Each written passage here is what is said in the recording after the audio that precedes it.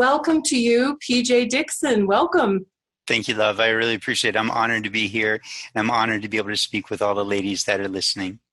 Thank you so much for being here. I know that what we're going to talk about today is going to be incredibly valuable. So before we get started into our juicy topic today, PJ, I want to let the ladies know just a little bit more about you, for those that may not be as familiar with you and your wonderful work. PJ is a lifelong motivational speaker and an international life, love, and relationship coach. He is affectionately known as the Love Guru. After spending any time with him, you'll understand why. He lives his life with a single mission: love deeply and teach others to do the same.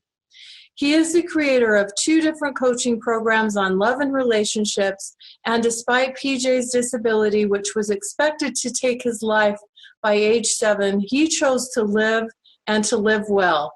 I love that about you. I just think you're so inspiring. Thank you. PJ, I have a good mom. Yeah. Well, yeah, I'm sure that's one factor for sure. PJ has truly lived an extraordinary life: sailing, outdoor skydiving, indoor skydiving, trapezing, ziplining, hiking, mountain climbing, snow skiing, water skiing, aqua jet packing, and the list goes on. He's a former wheelchair athlete, international traveler, amateur watercolorist, founder of 2 nonprofit organizations and 4 disabled sports programs, a published author, 10th degree black belt, martial arts and women's self-defense instructor, and a meditation teacher. Additionally, PJ has been inducted into the National Hall of Fame for People with Disabilities and was nominated to carry the Olympic torch through Tucson in 2002. So wow, that's just quite an amazing little snapshot of you and your life, PJ, and we're really honored to have you with us. Thank you. It's a real honor to be here too. It's funny what happens. I've done so many summits and podcasts over the past 2.5 years, and I'm also a professional speaker, and every time I hear my bio, it almost, like, I know I'm in a wheelchair so I can't do this, but it almost drops me to my knees in humility and gratitude for the life that I've been able to live. I'm very, very fortunate. Wow. I love that perspective too, because I think that gratitude and humility and recognizing the gifts that are present in our lives, rather than focusing on what is not present or possible in our lives, is such a transformational practice. And I think you really embody that. Thank you. And you know what? Here's the thing. It's also a muscle, right? If we think about, I had a conversation this morning with one of my clients, and she was like, but I don't know how to do whatever it was. And I said, well, did you know how to walk when you first started to walk? Did you know how to read when you first started to read? Did you know how to drive when you first started to drive? And she's like, no, of course not. And I was like, no, but what happens is you start to test your muscle. There's an intention, right? When you're a baby, for example, your arms are flopping around. When you're an infant, your arms are flopping around. But then there's an awareness that happens. This is really important. There's an awareness. And with the ladies that are listening, there's probably already an awareness that you're not happy with where you are. Something's not right in your life, right? So this baby's arms are flopping around. The baby becomes aware that my arms are flopping around. Then it starts to create connections where it goes, oh, when my arm flops around, I feel this. Well, that's interesting. And then it starts to initiate muscle. Well, that's intention, right? So the moment that you feel like something isn't good in your life, you go, oh, well, let me set some intention to do something different. That's why you're listening to this. Because the moment that you do, you realize, okay, something isn't right, or I want something different. That's an awareness. So the intention is, I want something different. What am I going to do? And then the doing becomes that muscle. That's where we have to strengthen. So babies practice with their muscles, right? They stand on their mom's lap or their dad's lap. They push with their little legs, and pretty soon they get good at that. The muscles work, and they know that they can initiate those. That's when they start to stand on their own, right? And then they let go, and then they have to get good at balance. It's all a process. But remember, none of us knew how to do this in the beginning.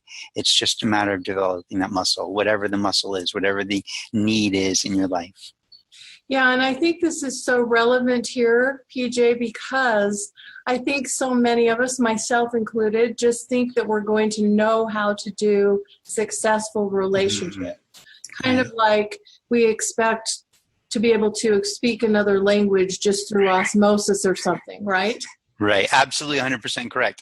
And it's just a process. It's a learning process. All communication with yourself or with somebody else is just learning. The difference is that there is reactionary processes and responsive processes, right? So if I'm reactionary, I always say reaction is a slave action and response is a choice, which means we're free. There's only two kinds of people in the world. There's free people, and there's slaves. And I just want to make sure it's on the same side that it started, right? If you're reactionary, reaction is a slave action. It means you don't think about it. It's just something that your brain responds to or reacts to really as quickly as it possibly can. And when it does, it's doing it usually in defense of yourself or your own safety, even if that's perceived danger, no real threat. And then there's a response where you drink everything in, you look at your options, your choices, and you make a decision. And that's the direction that you go. That's when you're free. In this space, there's freedom. And with relationships, there's freedom. We don't have to become angry. We can choose happiness, right? Or we can choose being right. Or we can choose happiness, or we can choose resistance and frustration, right? It's all a choice. And choice sometimes is a muscle. Mm-hmm. Yeah, wow, that was just a beautifully phrased section there. And ladies, you may even want to go back and rewind that because there were so many little gems in how you said that. And I think that as we go through our lives, and we're speaking specifically about women's love lives in this context, but as we go through our lives, we can kind of go on automatic pilot, and we can kind of be going through the motions and think we're kind of getting it right, but there are always like some little blind spots that are hard for us to see because we're too close to our own selves. And I always think about like looking in a mirror. We look in a mirror and we see our reflection and we think we see things clearly. We're not always seeing the side view or, heaven forbid, that rear view, right? Yeah, that's true. And sometimes that's by choice. We know that we're probably being blind to certain things because we're not ready yet or courageous enough yet to face that, often because we simply don't know how to deal with that. So let me just wear the blinders for a little bit longer so I don't have to face that quite yet until I figure out how, right? A lot of times the one thing that stops people from taking action is I just don't know how. Yeah. So I know you have a lot of experience in speaking with women and helping women, and we have mainly single women here on this call, on this event. So what would you say, PJ, are some of the most common challenges that you see single women having? We might call them blind spots, we might call them challenges, we might call them reactions, whatever we want to call them. What are some of the most common challenges that you see? You know, one of the biggest challenges right now is that women are, there's more and more women going to college for an education and less men. There's more women joining the workforce and less men. The last statistic I saw said something like 67% of the workforce was women, right? And so there's a discrepancy between where women are and where the men are. Right. And so one of the biggest challenges is finding a good man. And so anytime I see a good man out there, I always compliment them. I thank them for being a good man. I always say the world needs more good men. And so that's one of the biggest challenges. And so often what women will do, especially professional women, for example, they will either stay single, right? Not permanently single, but there's a word that I can't think of right now. They'll stay single for, unfortunately long periods of time, or they'll find themselves in relationships that are subpar. They're not really getting what they want. They're okay, but they're not really stimulated. They're not really in love. And they last maybe 1, 2, 3, 4, 5 years, but in the end, they just don't stay together. And they're not angry. They're not upset with the person. They were nice enough. It just didn't work. He just wasn't the right one, right? And so, and then the third is that they just... I forgot what it was. Oh my gosh. So the big problems is that they're not finding men that are they're equal. And so the problem is they're looking sometimes in the wrong places, right? If you're a corporate woman, looking online for a date might not be the most ideal place to look. but instead recognizing some things in areas that you're interested in, like tech or medicine or history or culture in some way, art maybe, for example, and making sure that you're spending more time with those kinds of people. Because when you spend time with those kinds of people, more people get to know you, being very social, being very loving, being very kind. The more connected you are, the more networking you do, the more likely you are to meet somebody's friend or meet somebody's friend's friend, and you wind up finding the person that you're interested in. Okay? The opportunity for you to find somebody on your own is greatly diminished compared to if you start making a lot of friends and everybody seems to love you and really like you, and occasionally, it comes up that you're not with anybody right now, but you're definitely interested, and, it'd be wonderful to meet somebody. And not that you're asking them to look, but sometimes there's this just, right, I can't believe you're single. You're so amazing. Why are you single? And you're like, I don't know. I just haven't found the right guy yet. If you know somebody, I'd love to hear. Well, I do have this friend, right? You never know where you're going to meet somebody. So I make an effort to encourage all of my clients to treat absolutely every person with as much kindness and love as you possibly can. And I don't care if they're a 4-year-old little boy or an 89-year-old grandpa or grandmother. The sweeter you are to everybody, or just that, the grocery store clerk, the sweeter and kinder you are to everybody, the more people get to know you, the more people like you, the more the law of reciprocity kicks in. The law of reciprocity is they want to give back. And when they realize that you're single, they might introduce you to the right kind of guy. Mm-hmm. Yeah, so I think you've hit on a couple of really key things here. One is you're acknowledging, PJ, that for a lot of women, it might feel like it's very frustrating to try to meet a high-quality man. Yeah. And I guess people might have different definitions of what that high-quality man might be. For each person, right? Each person, you get to decide, I get to decide, she gets to decide. It depends on what you're looking for, what you're comfortable with, what do you like, what nurtures you. Right. You're also acknowledging that for college-educated women that are successful in their careers or their jobs or have a lot going for them, they might find it frustrating to find a man that they consider to be kind of on equal ground. We're kind of acknowledging this. And I think this is actually honoring to the women here to acknowledge it, even though it might sound a little discouraging, because what we're really saying is there are those kind of men, those high quality men out there, whatever your definition of that is, but it might require a little different approach than the kind of beat your head against the wall things that you feel like you've been trying for a very long time. Would you say that's true? Absolutely. And not only that, here's the additional piece. It's part of it is about honoring who you are. Instead of bringing yourself down, why don't we lift your standards of where you're looking, right? Like I brought a lady on yesterday as a new client yesterday because I was able to speak with her in a powerful way, and she liked that. Everybody that she's worked with up to this point, including her current coach, everybody has been talking to her, and she was born and bred in New York, and grew up in the city and had to defend herself, and always hung out with the boys and a bit of a tomboy. And so everybody's saying, you need to drop into your feminine, you need to drop into your feminine. And I don't disagree. That would help her for sure, but it would help her have more interest, but also some of that interest might be a little bit lower than where she is right now and what she's looking for. And so what I encouraged her to do is, well, let's identify the kind of man that you're interested in. When we identify the kind of man you're interested in, let's find out where he hangs out. What kind of places do they hang out with? What are their friends like? What kind of activities do they do? And how can you get associated with those kinds of things? So now what you're doing is you're honoring your own integrity, and you're elevating the bar for yourself. And when you elevate the bar for yourself, you're moving yourself into those positions where you might meet people of that category and that quality, right? And so this is a great way to do it. Honor your own integrity. Find out who you are and what's important to you. It's not wrong to increase your level of femininity, but it's also not wrong to say, you know what?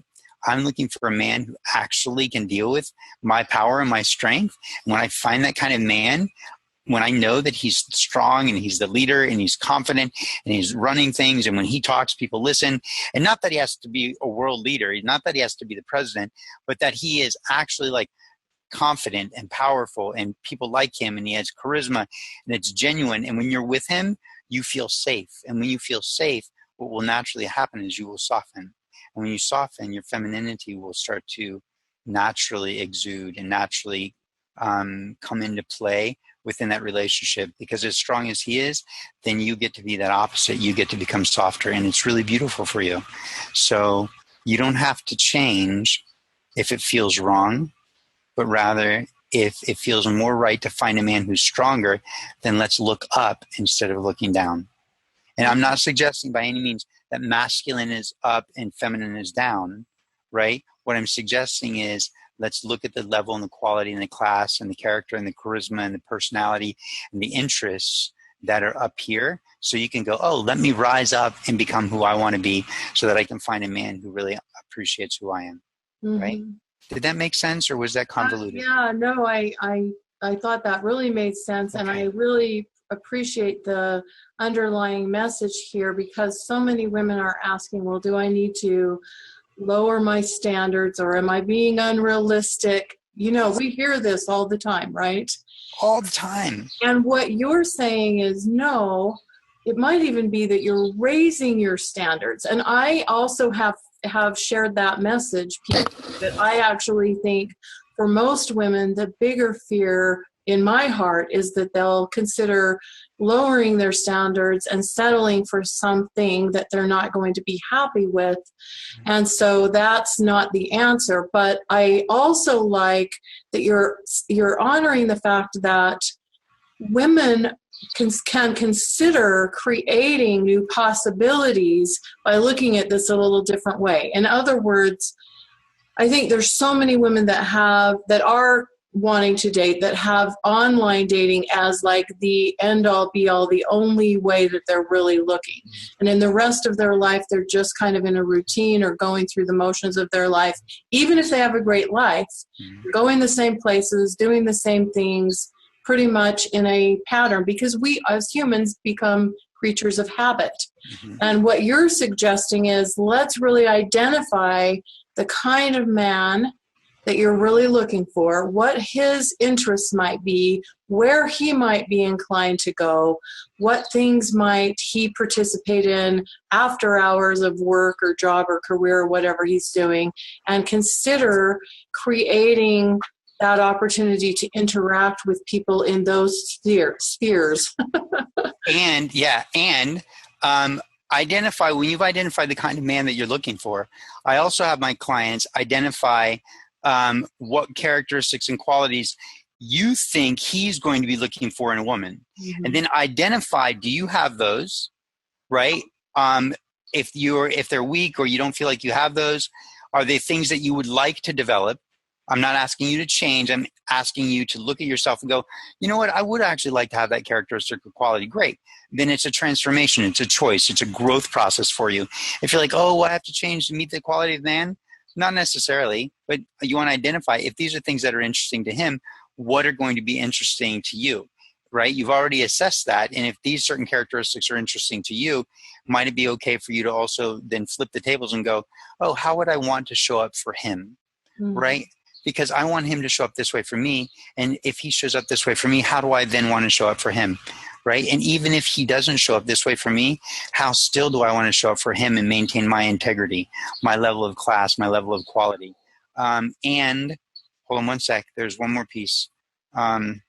If I think of it, I'll come back to it. It's on the tip of my tongue right now.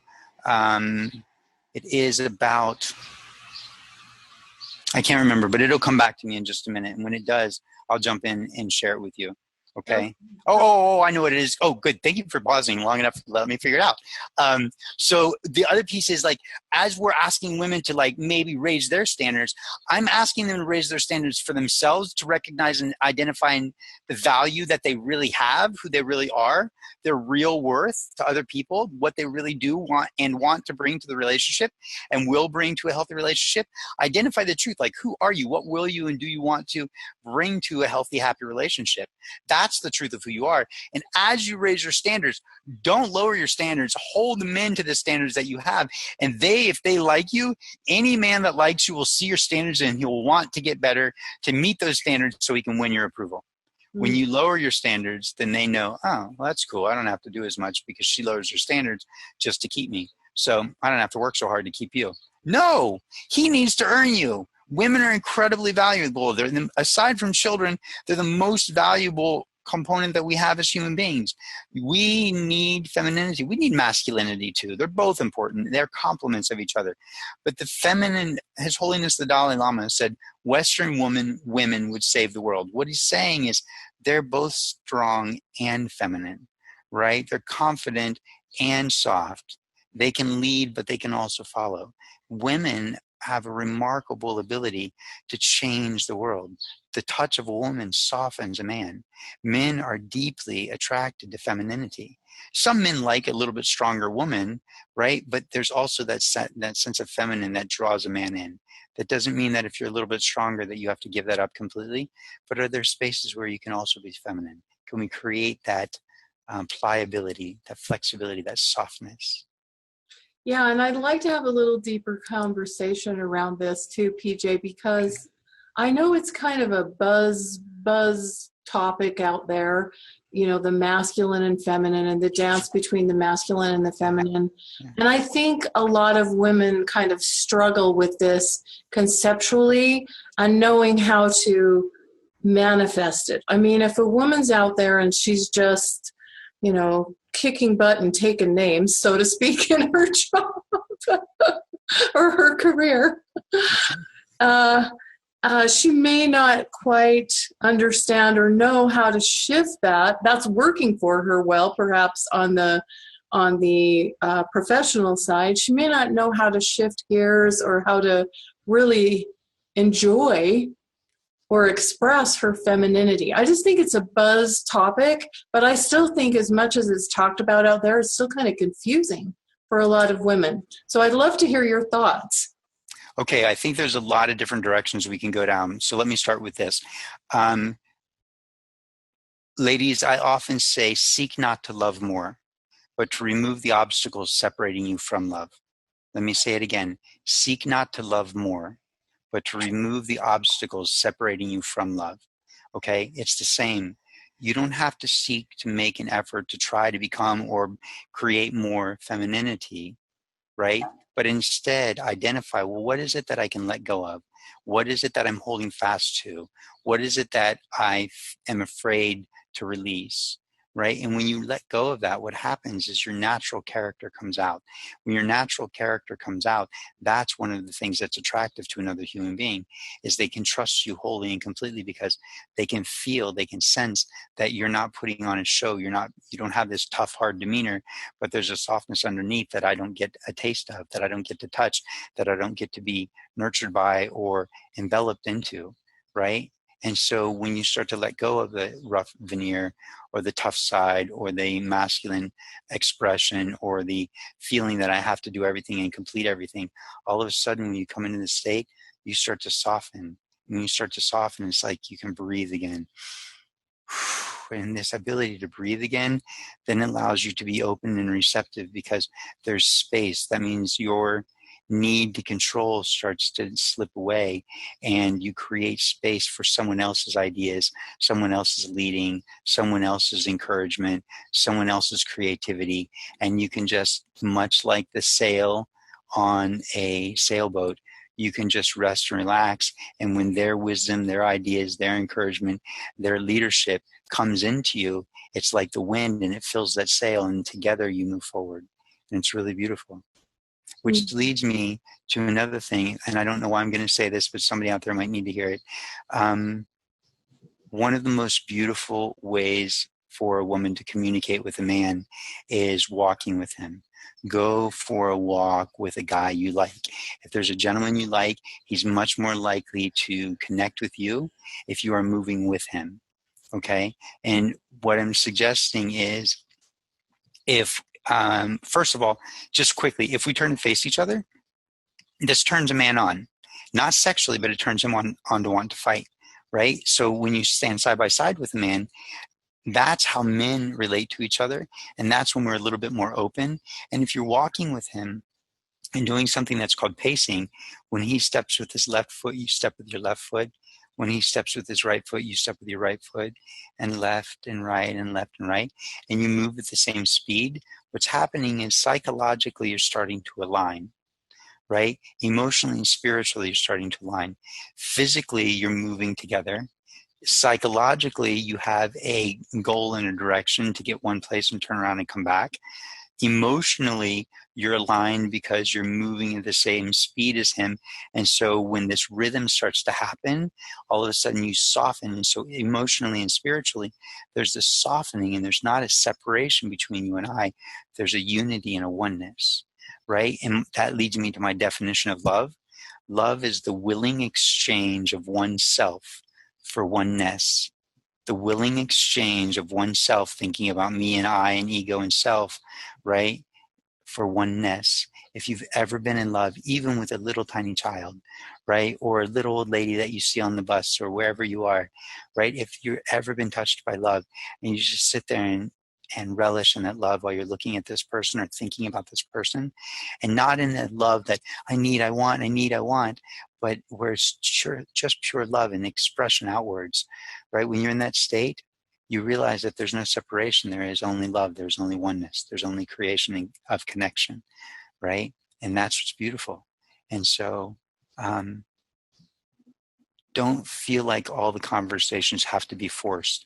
If you're on a date and you like a guy and you're like, I like this guy, but I feel like the conversation is starting to come to an end and I'm not ready for it to end, suggest that you get up and go for a walk. Suggest that you go to another place. Hey, you know what? Let's go get coffee over at this place. Or, hey, you know what? Let's take a walk around the boardwalk. Or, hey, let's go over to this park for a little while. They've got an amazing pond with all these funny ducks. Let's go feed the ducks. What do you think? You want to?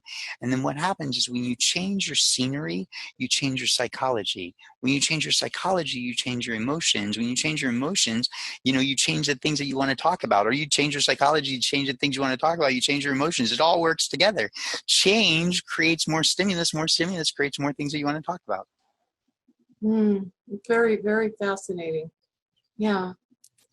Yeah. So as far as men go, do you have any ideas for women about how a woman can inspire or help bring out the best in a man? Because I have this theory, and I want to hear what you have to say about it. I have this theory that many times women don't recognize the power. I'm not talking about power like control over someone, but I'm talking about the influence. Yes. The influence that a woman can have to bring out really the best in a man. Yes. I mean, I know my husband well enough after being married now for about 11 years. I know exactly what I can do that would bring out the best and the worst in him. Well, of course, I want to choose to bring out the best because that's a lot more fun for both of us. But generally speaking, I think women don't always recognize that the power of that influence that they can have to bring out the best in a man. Absolutely. So I don't know what your philosophy is, but I would probably bring in 2 or 3 concepts. Number one is this idea that a man really needs a cheerleader. He needs to know that you're on his side, that you love him no matter what, that you're loyal no matter what. And when you feed into him your belief in him, he starts to believe in himself, and he gets stronger and is inspired to believe that you're not going to leave him if he doesn't succeed. Now, that doesn't mean that you're choosing somebody who fails all the time, but that you're choosing somebody to inspire him to actually take the action. Babe, I know you can do it. I believe in you. Don't be afraid, right? Can I help you get it started? No, I'm good. Okay, well, I know you can do it. I believe in you. And kiss him, touch him, walk away. Because as long as you stay there and you allow a man to engage in conversation about all the struggle and suffering, he'll get wrapped up in his head. But if you say, I believe in you, I know you can do it, and you touch his face or touch his chest and look him in the eyes, and you give him a kiss on the cheek, on the lips, on the forehead, wherever it is, right? You hug him and just let him know that you believe in him and walk away. He may ruminate for a little while over what's going on and all the difficulties, but he'll very likely begin to take action. And that's one of the best ways for a woman to inspire a man. Another way is for her to go to him and ask, babe, do you have some ideas? Can you help me figure this problem out? Not just go and say, I would need to talk and just talk it all out. But sometimes like invite his wisdom, invite his knowledge, invite his ability to protect and provide for you, because that's what we want to do. We want to protect and provide. And so when you do that, all of a sudden he feels like he has value. He feels like he has worth. His chest pumps up. He lifts his chin a little bit higher. He walks a little more confidently. He feels safe and trusts you. If he knows that you believe in him, if he knows that you have faith in his wisdom and knowledge and that you turn to him, it makes him feel stronger and more committed to you and like he has value for you, right? And that's all men want. Men desperately want to feel like they have value for you, because it comes down to biology. If we don't have value for you, somebody might come along and steal you, right? It's often called mate poaching, right? And so we're constantly like trying to protect what's ours. Sorry, I don't mean it to sound like its own, but there's a strange idea within a man's mind that we are protecting the perimeter around you because you're ours. And if the more you come to us and you're in your feminine and your softness and you believe in us and you're our cheerleader, and we truly believe that you're loyal to us and that soft feminine nature softens all the rough edges that we have, and we can just relax and we know that nobody else in the world makes us feel this way, then we will do anything for you. And we start to trust and believe that you actually want to stay with us. And if we trust and believe that you want to stay with us, we will do anything and everything we can to protect you and to keep you, right? Now, obviously, there are some extenuating circumstances, but that's a bigger, longer conversation that makes more sense to have on an individual basis. Mm-hmm. Right? Men need to, so it comes down to one thing. Sorry, I get so excited. So I didn't mean to step on your tongue, as I say, meaning interrupt you. Men desperately want to be strong. Men desperately want to be powerful. Men desperately want to protect you. Men desperately want to provide for you. Because if we can protect you and provide for you and you like us, then we get to keep you. And we want that. We want to keep you in our lives. You are that softness. You are that grace. You are our connection to our senses. You are the sensual side that we are not. We don't taste food. We gulp. We don't smell flowers until you say, did you smell that? And we're like, smell what? Right? We don't hear the laughter of children because we're wrapped up in our mind thinking about what we can do and manipulate and change and fix in the world, right? We need you. We don't know what things feel like unless you're like, babe, feel this. Isn't this soft? And he's like, oh my God, yeah, that is really soft. We wouldn't feel soft unless you told us to feel soft. I'm generalizing. I'm very much generalizing. I'm stereotyping. But ladies, you are our connection to sensuality. And that's why when you are in your sensual, and again, it doesn't necessarily mean you're sexual, but sensuality can be both sexual and non-sexual. When you are in your sensual, we marvel at you. We're fascinated by you. And when you bring us into your world, you expand our world. Why in the world would we ever want to lose you? You're the best thing that we've got going. We desperately want you. And the men that are players out there, they haven't been touched by that sensuality. They have only been allowed to have sex with women and get one aspect of their needs, for lack of a better word, met. And that's false for them also. There's so much more to life that women bring. The fact that you smell good. When you smell good, immediately that's our senses. We're like, oh, wow, you smell amazing. Unfortunately, some men sometimes forget, right? So you can squirt it on your neck and then you can come up and maybe kiss him on the cheek or something like that. So he now associates that smell with connection and contact and love. And so when you smell good, he's all of a sudden attentive, right? Because you've linked it, you've anchored it with some kind of physical touch. Most men, maybe not all men, but most men really like physical contact. We love it, especially from a woman, because it's soft and it softens us and allows our muscles to relax. So we're not so tense and so heavy all the time. Psychologically heavy, emotionally heavy, physically dense because we're, always tightening our muscles. Mm. Is this making some sense? Did I answer your question? Did I give? Yeah, it was beautiful. I was really moved by your passion as you shared that. I was really moved. I not only heard that, but I felt that. And I know that the women out there listening feel that too. I felt that passion, and we really appreciate the way that you're sharing so generously from your heart. Thank you. I appreciate that. I love love, and I I went through a phase. I went through a phase in my life when I'm kind of a big nerd sometimes too. So I went through this phase for about a year and a half, a couple years, maybe as much as 3 years periodically, where I could tell you what I had for dinner. And I would feel like I was lying to you, even though I was 100% honest. And I really struggled with this for like 4 months, 5 months, 6 months. And I finally realized, oh my gosh, I understand why I feel like I'm lying. I feel like I'm lying because I'm coming from my head. I'm not coming from my heart. And so over that year and a half, 2 years, 3 years, I realized that the more I came from my heart, the more I felt like I was always telling the truth.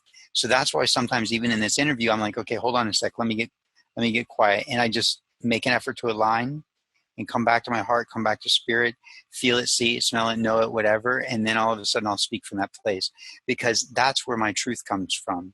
I've been named 4 times in my life, and every single one of my names means love. My earliest memory is about love. One of my earliest memories as a child was talking about God to 2 of my 4-year-old friends when I was 5 years old. And I wasn't raised in the church or the temple or the mosque or the synagogue. It's just how I'm created. It's just how I'm built. I'm fortunate enough to be connected to my heart. Fortunate enough. So thank you for that. I'm honored by your comment. Thank you for letting me touch you. Yeah, well, I appreciate your authenticity, and I think it's a good reminder for all of us of the importance of authenticity in creating that deep kind of connection. Yeah. And that's why when people say, you just need to change, you just need to soften, you just need to accept something lower, and you get frustrated, that frustration is a sign from God, from the heavens, from the internal creator that's in you, right? That, and I'm not trying to be religious because I'm not particularly religious, but I'm very, very devoutly spiritual because I feel like that's the way I communicate a little bit better. But I also speak the language of religions. When you are feeling like something isn't right, something's out of whack, out of alignment, oh, I don't know, I don't really want to do that, it's not right. Don't do that. That's coming from a place of scarcity. There's not scarcity in the universe. There's only pure abundance. And I can say that, and people are like, yeah, well, if there's so much abundance, why aren't there so many good men out there? There are really good men out there. Have you put yourself in a place aligned with your own integrity, aligned with that own authenticity? Have you been honest with yourself about what not only you're looking for, but who you are? Are you showing up? Are you putting yourself out there? Are you recognizing what it is that they want? And if they would show up, if that ideal man would show up, who would you be? And are you waiting for him to show up to become that? If you are, you're missing the point. You're supposed to be that person now. When you be that person, then he will come into your life because you create space. If you're like, oh, I'll be that person when he comes into my life, then there's no space for him to enter you, for him to enter that space, that sacredness with you. It's very metaphorically sexual, right? The woman relaxes and softens and opens up so the man can enter her. And as long as she's tight and I'm not trying to be risque, but as long as she is resistant, the muscles around her vagina will be tight, her legs will be tight, right? And she'll resist. If she resists, there's no space for him to enter freely. When she wants to be with him, which I imagine all the women listening are looking for a man, or maybe possibly a man that's more aligned with who you really are and what you really want. When you find that, you will soften. But what if you soften first so that there is space for a man to enter your life? Instead of him having to knock on the door to say, hey, can I come in? What if you softened and invited him in? Right? There's a real beauty there. And I'm making a bit of a metaphor, but the truth is when we create space, then all of a sudden there's space for when we create space, that space allows for opportunity of movement. When there's no space, it makes it difficult for movement to occur, and you wind up staying in the same state that you've been in for a while, which often feels stuck. That was beautiful. Thank you very much, PJ. And this conversation, I know we could talk for hours, you and I, because I feel so aligned with you, and I really love what you've shared today.